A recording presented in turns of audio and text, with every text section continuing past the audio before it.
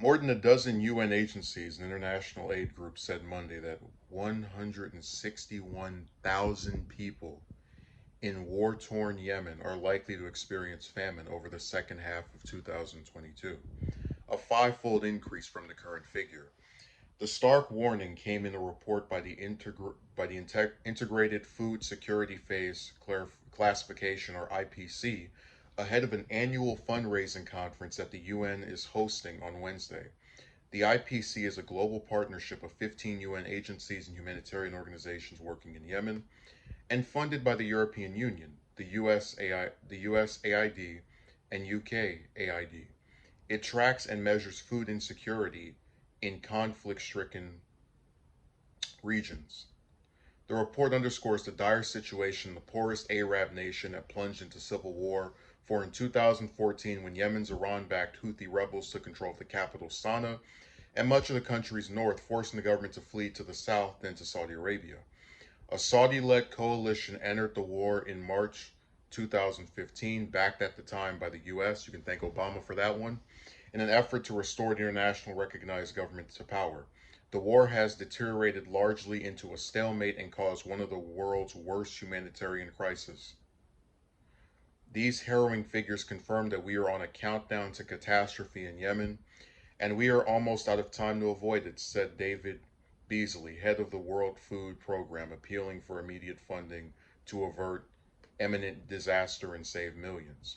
The IPC report says 19 million people in Yemen, out of a population of more than 30 million, are likely to unable to meet their minimum food needs between June and December, up from 17.4 million. Also, 2.2 million children, including 538,000 already severely malnourished, and about 1.3 million women could be acutely malnourished by the end of the year, the report said. More and more children are going to bed hungry in Yemen, said Catherine Russell, UNICEF's executive director. This puts them at an increased risk of physical and cognitive impairment and even death. The report stressed the war in Yemen is the main driver of hunger, and the crisis is likely to deteriorate due to the war in Ukraine. Yemen depends almost entirely on food imports, with 30% of its wheat imports coming from Ukraine, the UN agency said. Peace is required to end the deadline, but we can make progress now. The parties to the conflict should lift all restrictions on trade and investment for non-sanctioned commodities, said David Greasley, the UN humanitarian coordinator for Yemen. Separately, Farhan Haig, the UN deputy spokesman, said funding shortages have forced aid programs to scale down or close altogether in Yemen. He said food aid for 8 million has been drastically cut back, and in the coming weeks, nearly 4 million people could lose access to clean water and sanitation. Hag described the upcoming fundraiser, as an opportunity to demonstrate that the world has not forgotten Yemen, even as other crises are demanding global attention, and called on donors to pledge generously and to disperse funds quickly. So, I really hate news outlets, and I don't like them because they pick and choose what stories to talk about, what things to be concerned about. Isn't it so funny that in what seems to be just about what, a month, 2 months of stuff with Putin and Russia and Ukraine, that whole scandal and saga can get more attention than a 6 year humanitarian crisis that occurred because a government, referring to Saudi Arabia, got butthurt that some rebels overthrew their friends that were in power. And it just really drives me crazy because the U.S., I usually say I'm not for the U.S. getting involved in all these different conflicts and sticking its nose and everything. But if there's one place to go and give some funds to, and humanitarian aid, and send, some several billions of dollars over there for, it would be Yemen. We spent, what, 5 years destroying that country, helping to destroy it along with Saudi Arabia under two different administrations, both Democrat and Republican. And after we get out, we and we make this big deal about how, oh, we're not going support something like this anymore. We still sell weapons to Saudi Arabia, which can then be used to continue their involvement in the conflict that we claim to be so against.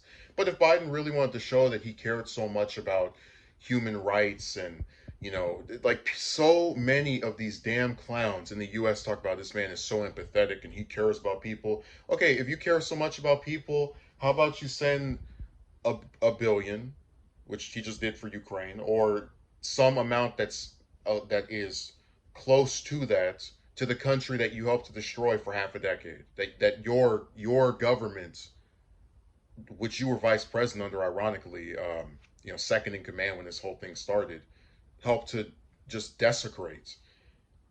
I can't even believe, so many times, like a lot of times there are bad things that happen in this world, people getting killed and all this, but like a lot of times when one person gets murdered or is being mistreated by whoever's in charge of them, it happens behind closed doors. There's not like a whole bunch of people. In this instance, you have a literal region that is year after year just blown to pieces, whether it's through the people being starved to death, the people getting killed from these different bombs, whichever way you want to refer to it, and no one cares because it's not on the news, because you don't see a bunch of clowns in suits and ties complaining about it on TV.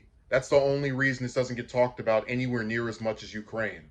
Someone said that the Ukraine saga was like the perfect example of the selective outrage of Americans, and you clearly see it here. This country is close to having 19 million people on the brink of famine,